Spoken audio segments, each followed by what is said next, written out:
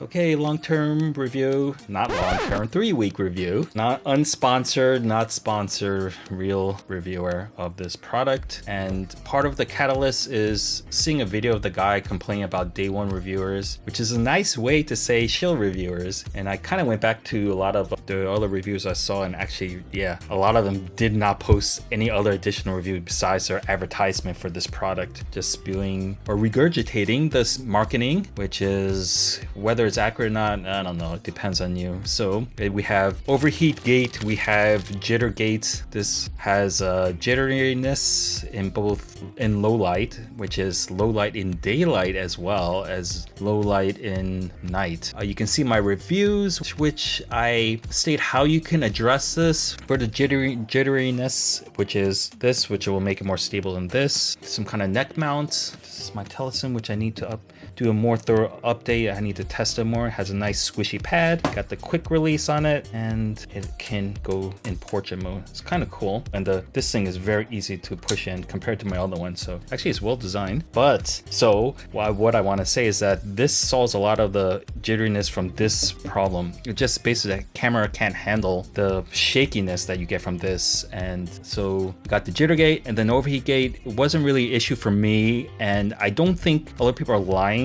I think people are being very honest that they're having short times. If I had 5 minutes of recording time, yeah, I'd probably be pretty upset about that. I think there's a couple of different variables about that, in which perhaps the user is maybe using the Wi-Fi connection first, or they had a previous long recording time in which then the item is already hot, and then you try to run it again and then it overheats faster. So it depends. So my catalyst is the day one reviewers and also DJI Return. So actually I decided to test out. I initiated Return on this. I'm actually on the fence on this because it's hard to find like an alternative to it. The Go Ultra seems to be better, but also has a bit of jittery as well. So it's kind of the limitation of the format. But yeah, I just test out the DJI Return on this, and actually I ordered through a online platform, but it's actual DJI seller, the actual authorized seller straight from DJI, and actually got rejected. I stated overheat, and I stated not meeting like the marketing specs, like quick overheat, not meeting the marketing spec as a reason, and I got a rejection notice on that. So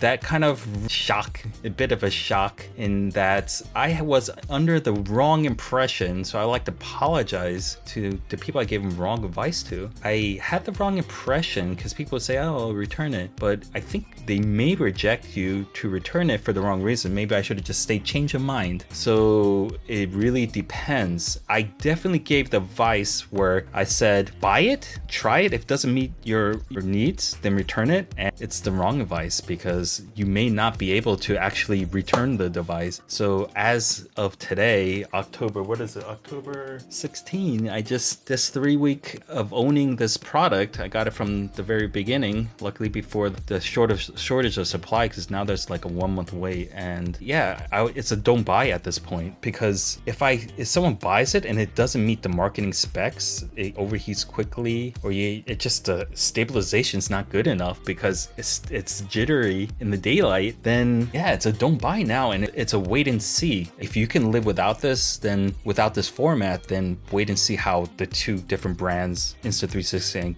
and the DJI, battle it out on their next version, or wait for the Osmo Action 6 if it happens to have a 1-inch sensor. But yeah, there's too much limitation on this, and the sketchiness of the DJI Return is really just, it doesn't give confidence. You just can't test it out. You just no way. I don't want consumers to get stuck with the product that, they spend the hard-earned money and then it doesn't work. Yeah. So, I did test it out today, like indoors, and I noticed the jitteriness. I'm wearing a sports shirt. It's quite tight, so it gives the necklace a real good chance. And I had it set at 1/100th at the max I could do it. I noticed some jitteriness in the footage, and then I tried, okay, let me go a little bit higher in the shutter speed, and then it just it got flickering. So I was like, shoot, 100 was the max I can can use this at. So I was like, crap, indoors I can't use this with, maybe outdoors, bumping up the shutter speed. Nighttime I have to use gyroflow to make it work. So it's like, is this really a good solution, or is it really half baked? And maybe, I mean,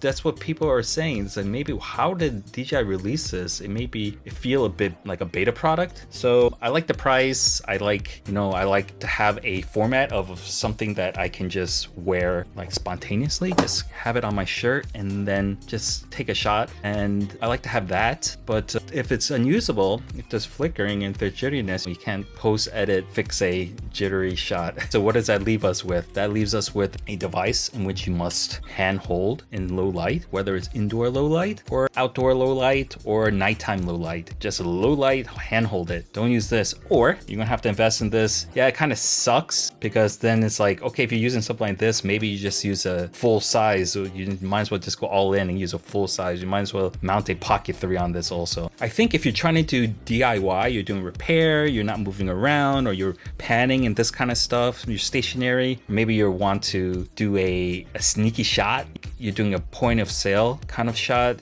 and you just want something a little bit more inconspicuous, then this can work like for that kind of shot. Just not walking. It sucks. Yeah, it sucks, but walking, or you have to ninja walk. I don't know. I really don't know. I think, I tell you, if you're hand holding, you should be hand holding with the iPhone, is going to get a better shot. So anyway, that is a 3-week update. What you can, what you can't do, my experience with DJI refund, and my official recommendation is don't buy, wait and see for the next Nano, or if you're forced to buy it, I would lean towards the Ultra, to be honest. That kind of sucks. I really want to stay in the DJI ecosystem. Okay, thanks for watching. See you next time.